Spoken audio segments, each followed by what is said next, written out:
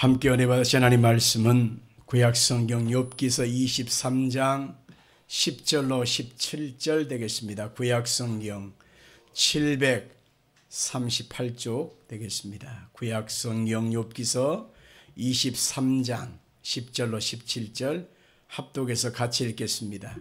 그러나 내가 가는 길을 그가 아시나니 그가 나를 단련하신 후에는 내가 순금같이 되어 나오리라.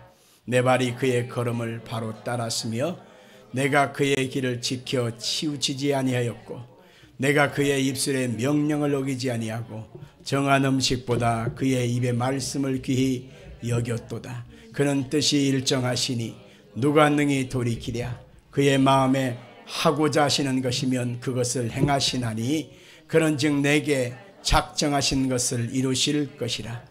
이런 일이 그에게 많이 있느니라. 그러므로 내가 그의 앞에서 떨며 지각을 얻어 그를 두려워하리라. 하나님이 내 마음을 약하게 하시며 전능자가 나를 두렵게 하셨나니 이는 내가 두려워하는 것이 어둠 때문이나 흑암이 내 얼굴을 가렸기 때문이 아니로다. 아멘. 저는 오늘 시간에 봉독의 말씀을 통해서 이것이 나의 간증이요 라고 하는 제목으로 말씀을 증거하겠습니다. 같이 해볼까요? 이것이 나의 간증이요. 자, 우리 한번 찬송 예수를 나의 구주 삼고 찬송 드리겠습니다.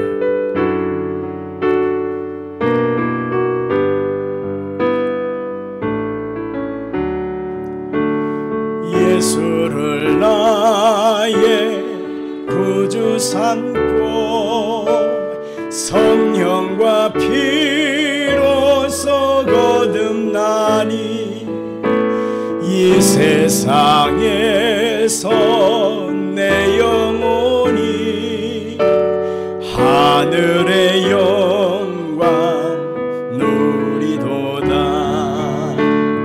이것이 나의 간증이요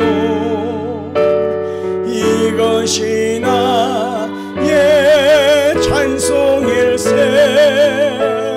나 사는 동안 끊임없이 구주를 찬송하리로다. 온전히 주께 맡긴 내 영 사랑의 음성을 듣는 중에 천사들과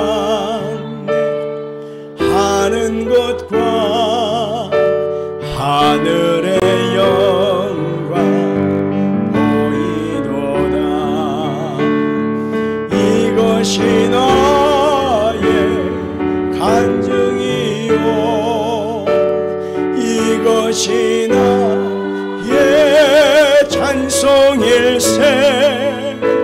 나 사는 동안 끊임없이 구주를 찬송하리로다. 주 안에 기쁨 누림으로 마음의 풍랑이 잔잔하니 세상과 나는 간 것 없고 구속한 주만 보이도다. 이것이 나의 간증이요 이것이 나의 찬송일세. 나 사는 동안 끊임없이 구주를 찬송하리로다.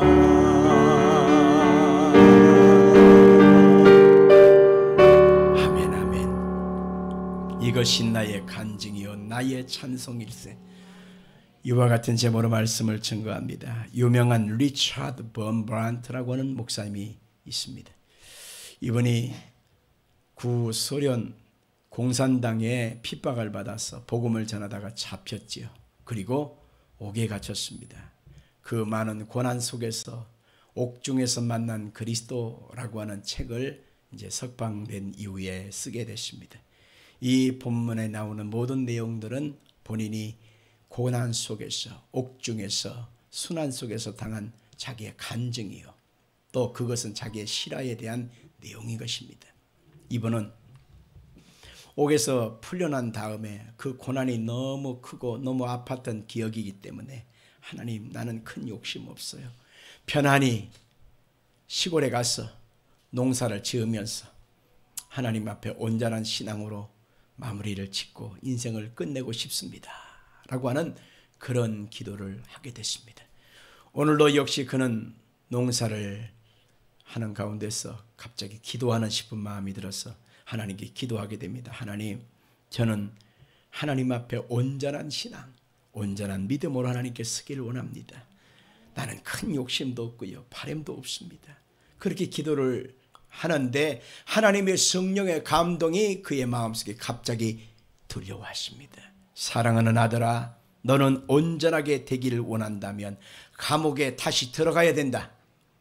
깜짝 놀랐습니다.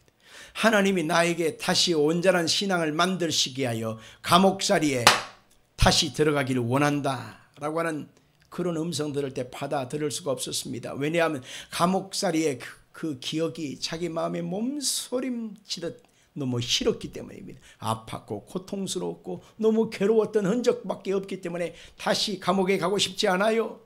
그러면서 하나님과 자꾸 이렇게 싸우게 된 것이죠.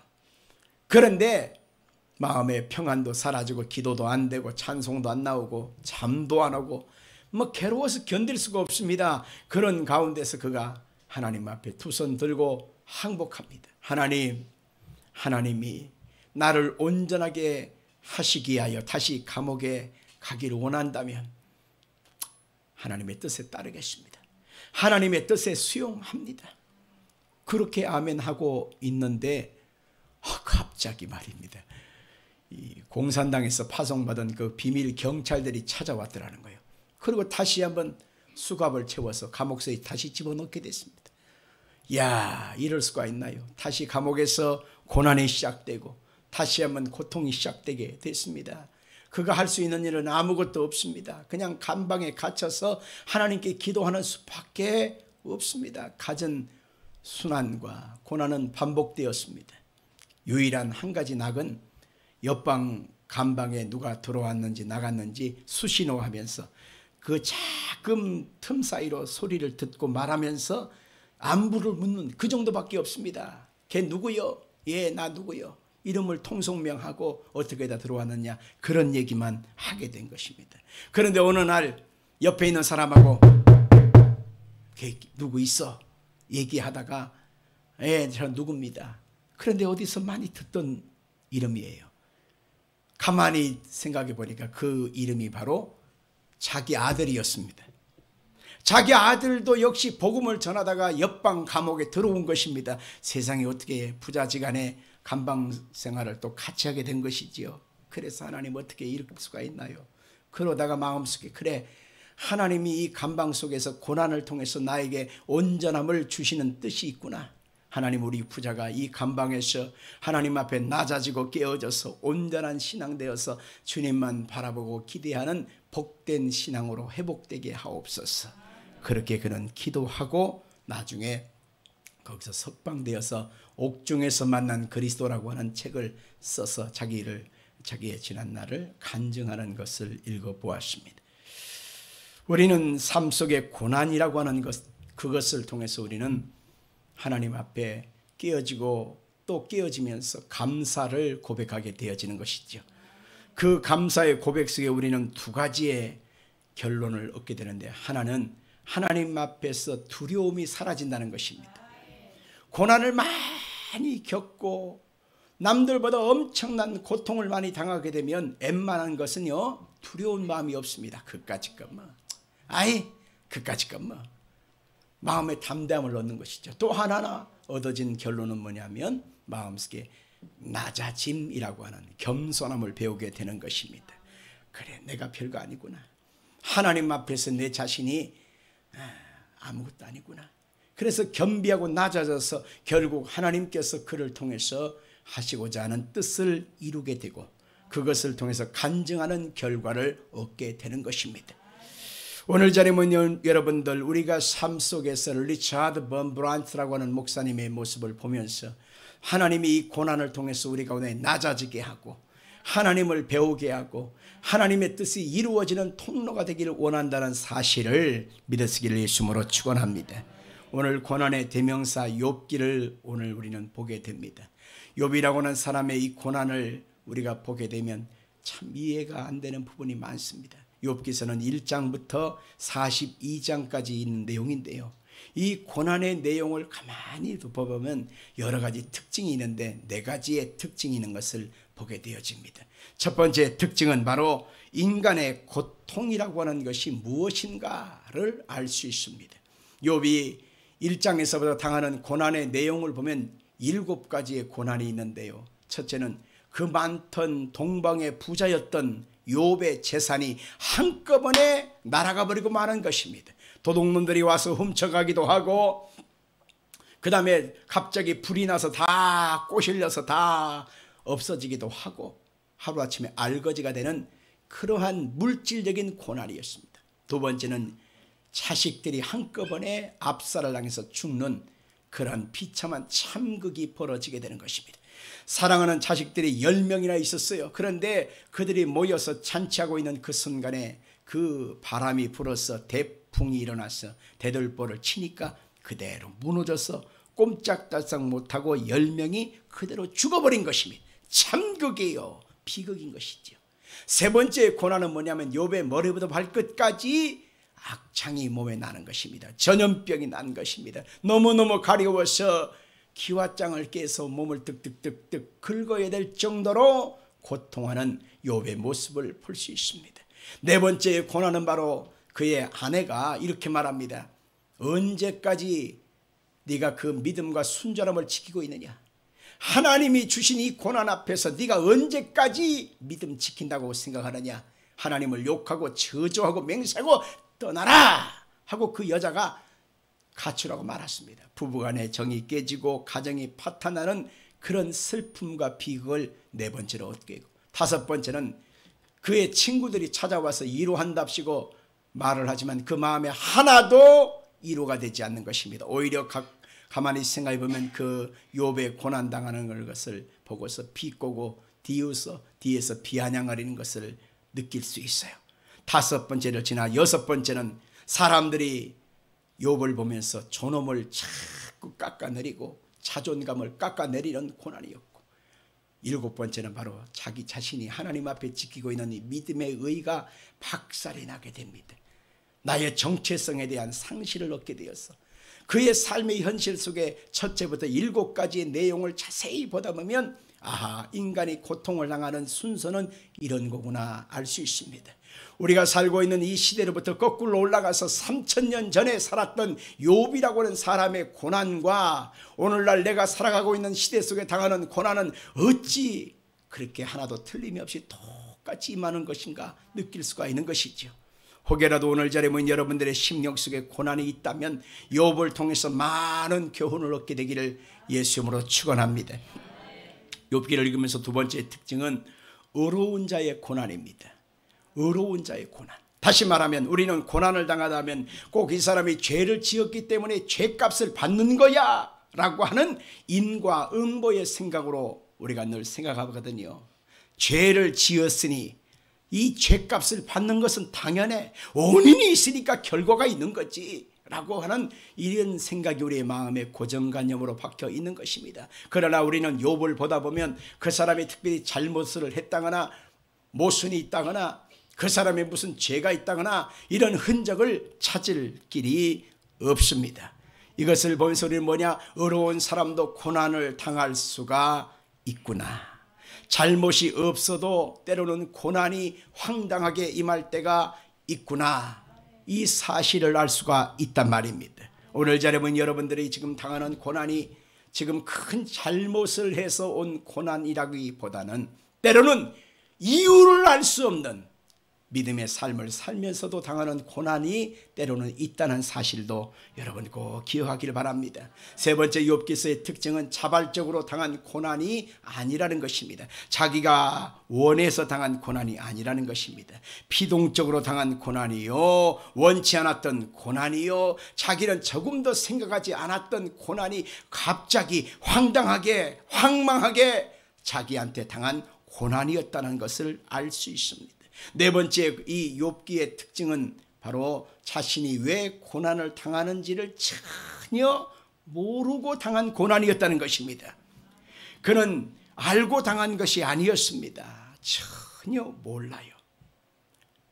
왜 재산을 날려야 되는지, 거지가 돼야 되는지, 한꺼번에 10명의 자식들이 다 죽어야 되는지, 자기 몸이 이렇게 병들어야 되는지, 가정이 깨어져야 되는지, 사람들이 손가락질하고 비난거리가 돼야 되는지, 자기 자신 스스로 왜 라고 하는 해답을 끊임없이 구했지만 그 대답조차도 알 수 없었던 것입니다.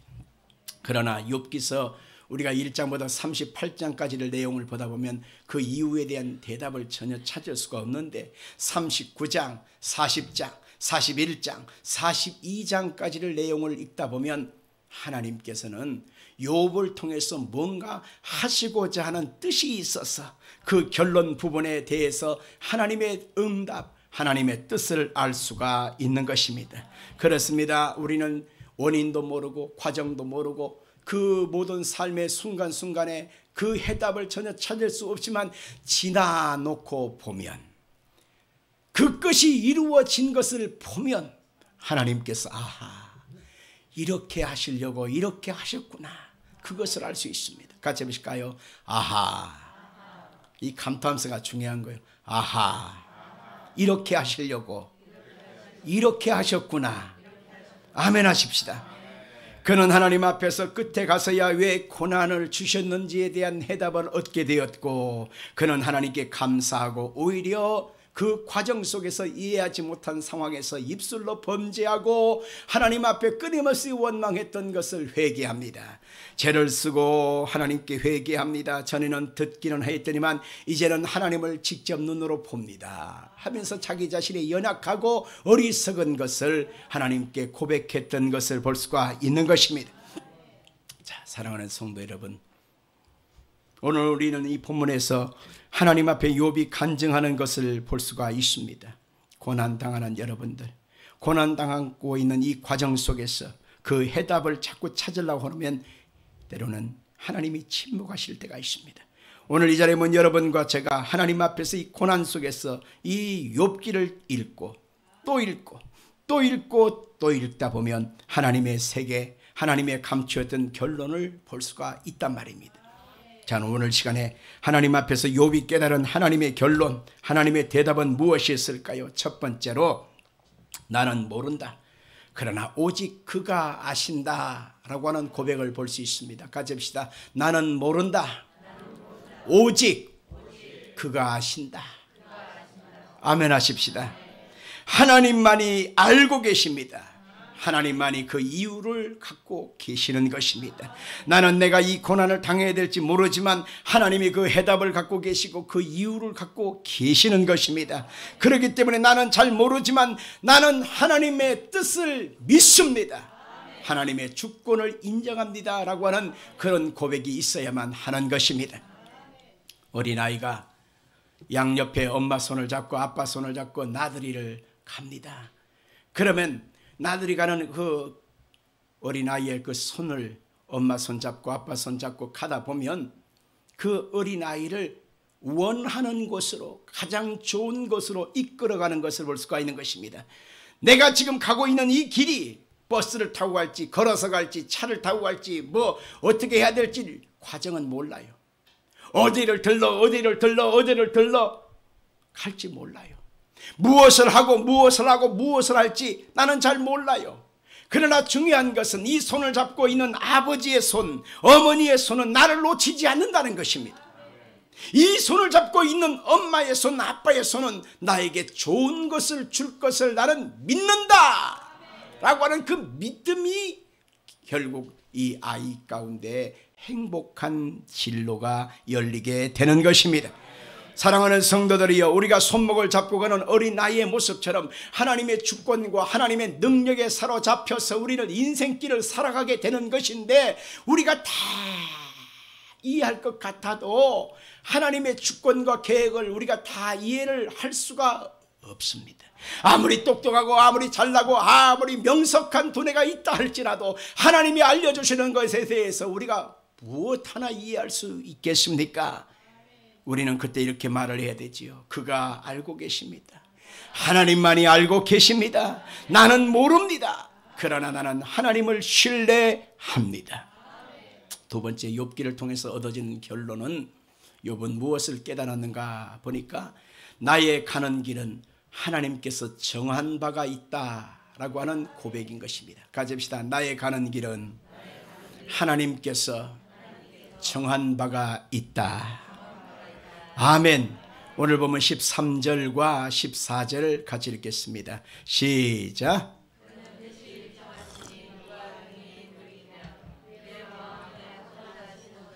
그것을 행하시나니 그런즉 내게 작정하시는 것을 이루실 것이라. 이런 일이 그에게 많이 있느니라. 하나님은 나를 향하여 시나리오를 갖고 계셔요. 하나님이 어머니 모태에 조성되기 전에 나를 하나님이 기뻐하시는 선한 뜻 가운데 쓰시고자 하는 계획이 있어요.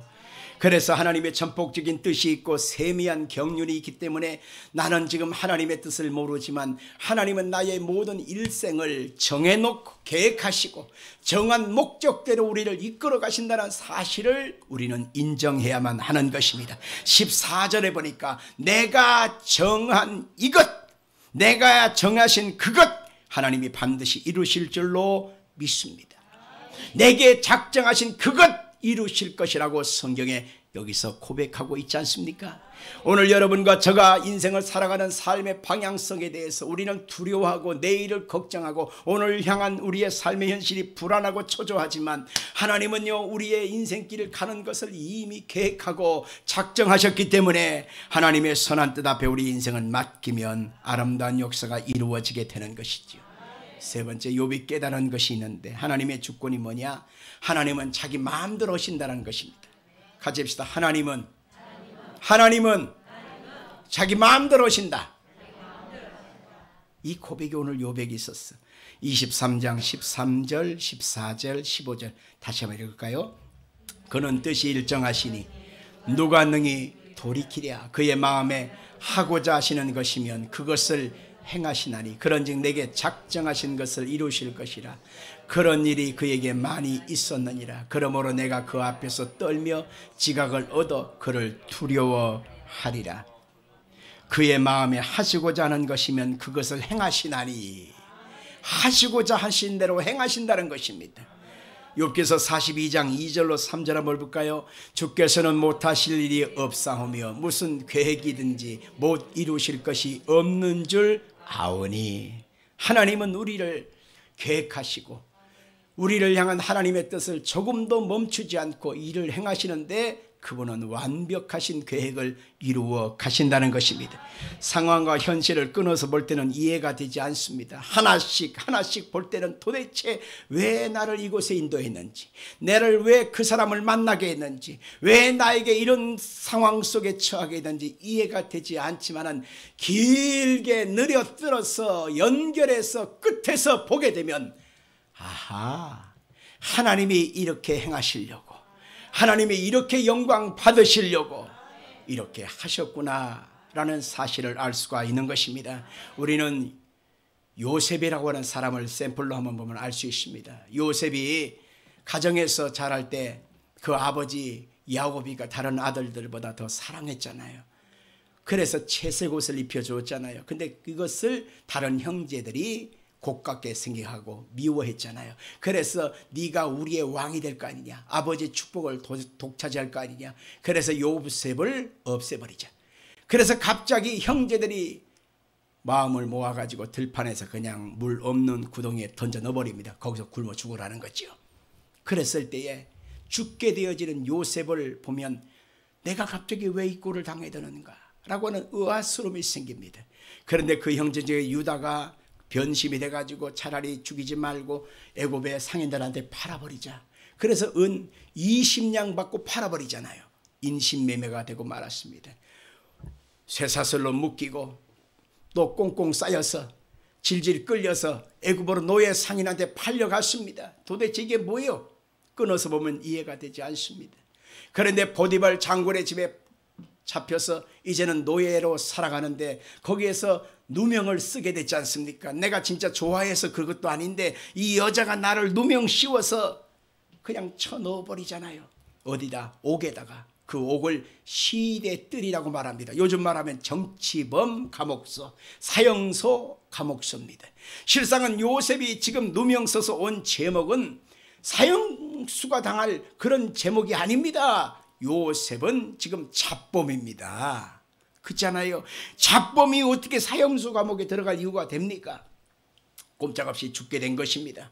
그런데 그 상황에서 요셉 자신이 생각해 보면 내가 왜 이곳에 와야 되는가? 그런 탄식할 수밖에 없고 내가 왜 죽게 되었는가? 절망하지 않을 수가 없습니다. 이해가 되지 않아요. 근데 거기서 술 간원장을 만나게 됩니다. 거기에서 꿈을 해석을 해줬지만 그 술 간원장이 2년 동안이나 그냥 잊어먹고 배신 때려버리잖아요. 그래서 거기서 2년 동안 더 감옥살이하게 되었습니다. 왜 내가 사람한테 배신을 당하고 이렇게 긴 세월을 보내야 되는가 이해가 되지 않습니다. 그런데 때가 지나서 13년이 지난 다음에 요셉이 바로왕 앞에 서서 그가 꾼 꿈을 해석해 주므로 7년 풍년 후에 7년 흉년이 온다라고 하는 사실을 해석해 주므로 요셉을 지혜롭게 여겨서 애굽의 총리로 세운 것을 보면서 우리는 뭘 볼 수 있느냐? 아하! 하나님이 이렇게 하시려고, 여기까지 인도하시려고 하나님이 영광 받으실 뜻이 이곳에 있기에 형제들에게 미움을 당하고 그리고 인신매매를 당하게 하고 보디발 장군에서 종로로 타고 거기에서 누명 써서 옥에 갇히고 옥에서 배신당하여 사람한테 그냥 고통을 당하는 그런 시간 세월을 통과하게 하셨구나. 그래서 끊어서 보면 이해가 되지 않지만 하나님이 연결하시는 결론을 보게 되면 그 결론 속에서 하나님의 뜻을 알 수가 있는 것입니다. 그래서 하나님 그분은 우리의 인생과 우리의 삶의 현장에 하나님이 기뻐하시는 선한 뜻을 이루어 가시는 것을 볼 수가 있습니다. 모든 것은 하나님께서 인도해 가시는 것이기 때문에 하나님의 은혜 안에서 당하는 고난은 의미 없는 것은 없더라는 것입니다. 같이 합시다. 하나님의 은혜 안에서 당한 고난은 의미 없는 것이 없다. 아멘.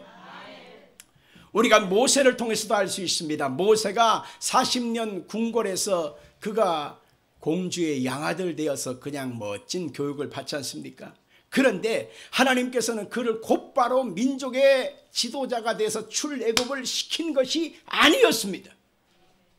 하나님께서는 곧바로 하지 아니하고 오히려 그 모세의 혈기로 인하여 애굽 사람을 두 사람이나 죽이는 결과가 되고 살인의 누명을 쓰고 도망갈 수밖에 없게 됐잖아요. 그러면 그 도망간 상황에서 그는 미디안 광야로 가가지고 이드로의 사이가 돼서 양치기가 되고 말았습니다. 양치기의 세월을 자그마치 몇 년 했는지 혹시 아세요?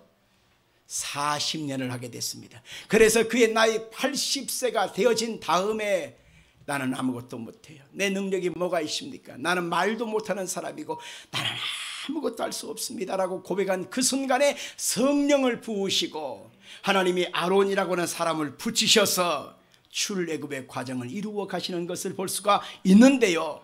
이스라엘 백성들이 40년 동안 광야 40년 길을 걸어가는데 42번이나 그 장소를 옮기게 되어죠. 42번이나. 근데 그 42번의 그 장소 하나하나를 연구하다 보면 무슨 특징이 있느냐면 모세가 40년 동안 양치기 하면서 미디안 광야 그들이 걸어가야 될 그곳을 다 미리 양을 끌고 다니면서 답사를 했던 지역이었다는 것입니다. 그 40년 광야길에서 그는 양치기로서 양을 치면서 그 길이 어떤지 성향이 어떤지 미리 답사를 다 한 다음에 하나님이 80세가 된 다음에 이제는 이스라엘의 백성들 하나님의 선한 백성들을 이끌고 그 길을 이끌어가는 영적 지도자로서의 사명을 감당해 하신 것을 볼 수가 있습니다. 하나님이 하시는 그 일은 조금도 틀림이 없는 것입니다. 그래서 하나님의 주권 속에서 당하는 고난은 의미 없는 것은 하나도 없다라는 것입니다. 우리 인생의 상황을 끊어서만 보려고 하지 말고 하나님이 우리를 길게 계획하고 계시고 아름다운 결론을 두고 계신 것 속에서 우리는 볼 수 있어야만 하는 것입니다. 역사가 토인비라고 하는 사람이 역사서를 쓰면서 그는 이런 말을 했지요. 역사를 자세히 보면 사람이 아무리 노력하고 수고해도 사람의 뜻대로 되는 것은 안 되더라 라고 하는 말을 했습니다. 사람이 영웅호골이 되고 역사의 흥망성쇠를 이루고 역사의 이름을 기록하려고 아무리 몸부림을 칠지라도 하나님께서는 패할 자는 패하고 세울 자는 세워서 하나님의 선한 목적대로 하나님이 이끌어 가시더라는 것입니다. 우리 인생의 개인도 마찬가지입니다. 하나님이 가정도 마찬가지입니다. 내가 지금까지 가는 과정이 앞으로 가야 될 모든 방향성이 하나님의 선한 뜻과 섭리와 주권 속에 있다는 것을 인정하시면 그것이 아름다운 결과를 이루게 될 것입니다. 욥이라고 하는 사람이 23장 10절에 보니까 나는 하나님 앞에 순금되어지기 하여 지금 단련을 받고 있습니다 라고 하는 고백을 합니다. 읽어볼까요? 그러나 내가 가는 길을 그가 아시나니 그가 나를 단련하신 후에는 내가 순금같이 되어 나오리라. 아멘 합시다. 훈련이 여기 있고 목적이 여기 있는 것입니다. 내가 생각할 수 없는 그 하나님의 목적 순금되는 과정이 반드시 단련이라고 하는 고난을 통해서 오더라라고 하는 것입니다. 바로 하나님께서 나의 모습의 결과는 순금이기 때문에 지금 당하고 있는 이 현실을 거부만 하지 말고 왜라고 자꾸 반문만 하지 말고 하나님이 이렇게 하시려고 하나님이 순금 만드시려고 이렇게 하고 계시는 거구나 알 수 있는 것입니다. 빌립보서 1장 12절에도 바울 사도도 똑같은 고백하고 있는데 읽어볼까요? 형제들아 내가 당한 일이 도리어 복음 전파의 진전이 된 줄을 너희가 알기를 원하노라. 에베소서, 빌립보, 골로새서는 바울 사도가 복음을 전하다가 옥에 갇혔습니다. 감옥에 갇혔어요. 감방살이를 합니다. 썩어갑니다. 그 인생과 삶이 고통을 당합니다. 그 속에서 모진 핍박을 당하게 되지만은 그가 고백한 말은 뭐냐면 내가 당한 이 일이 도리어 복음 전파의 진전이 될 줄로 너희가 알기를 원하노라. 내가 당한 이 고난이 헛된 거 아니야. 이것을 통해서 복음 전파의 진전이 될 거야. 아멘 할까요? 우리 사람들이 흔히 하는 말이 고진감래다라고 하는 말 하잖아요. 고생 끝에 단 것이 온다. 고생 끝에 낙이 온다. 해석할 수 있지 않습니까? 그렇습니다. 내가 당한 이 모든 일은 복음 전파의 진전을 이루었다라고 말한 것처럼 오늘 이 시간 한번 가만히 지난 날들을 생각해 봐야 합니다. 그때 당했던 그 사건, 내가 그때 당했던 억울한 일, 내가 그 순간 당했던 너무 기가 막힌 일들, 그것이 헛되이 날아간 것은 아닙니다. 사람의 마음속에 그것이 깊은 묵상이 되어지고 에너지가 되어지고 걸음이 되어서 내 인생의 발걸음 한 발자국 두 발자국을 진지하게 걷게 되어지고 사람 만나는 것을 진지하게 생각해 보게 되어지고 할 말 못할 말을 정말 골라가면서 하게 되어지고 섣부른 생각이나 우리가 마음의 기분에 감정에 그냥 순간적으로 내리는 그런 감정이 아니라 내 스스로 마음을 진지하게 잡아갈 수 있는 그러한 마음이 되지 않습니까? 이 시간 여러분과 제가 알 수 없는 고난을 당하고 있는 이 순간 하나님의 뜻은 바로 간증을 우리 가운데 주시기 위함인 것입니다. 이것이 합력하여 선을 이루고 사람들 앞에서 하나님께서 아름다운 것으로 인도하셨다고 하는 것으로 영광을 돌리고 감사할 수 있는 그 간증을 이루시는 제목을 오늘 주님은 만들어가고 계시는 것입니다. 우리는 그것을 이루실 하나님의 사실을 믿고 사는 것입니다. 나는 모릅니다. 도대체 알 수 없습니다. 내가 이 상황에 처했는데 지금도 이해가 되지 않습니다. 그러나 이것은 바로 하나님의 아름다운 결론을 주시기 위함인 것입니다. 그것이 확실히 나에게 유익이 되었고 그것이 나에게 확실히 하나님의 은총이었다고 하는 사실을 간증할 수 있게 만들어 주시는 것입니다. 그래서 고난은 나한테 유익한 것입니다. 나에게 당한 고난 속에서 하나님의 능력이 내게 머물게 되었고 나에게 당한 고난 속에서 사람이 낮추고 겸비할 수 있는 그러한 사람이 될 수가 있는 것입니다.